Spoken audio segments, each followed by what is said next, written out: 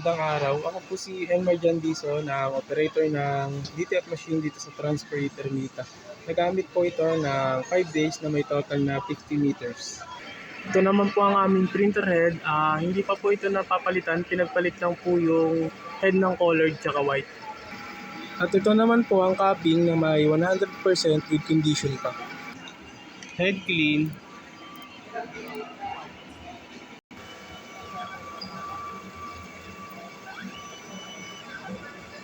Ugaliin po nating linisin ang wiper pagkatapos nating mag-head clean. Nozzle test. Ito po ang aking nozzle test. Okay naman po. Ang ink system po namin ay tama lang din po ang mga level. Ito naman po ang aking waste stock. Nakakapalit ko lang noong Biyernes. Ito naman po ang aming AVR. At ito naman po ang mga stock ko ng mga in-use. Ito naman po ang stock ko ng mga unused.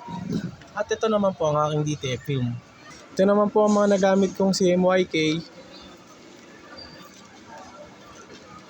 Ito naman po ang aking daily output record, ang aking consumable withdrawal, at ang aking weekly physical inventory. At ito naman po ang aking printer daily checklist. Ayun lamang po, salamat.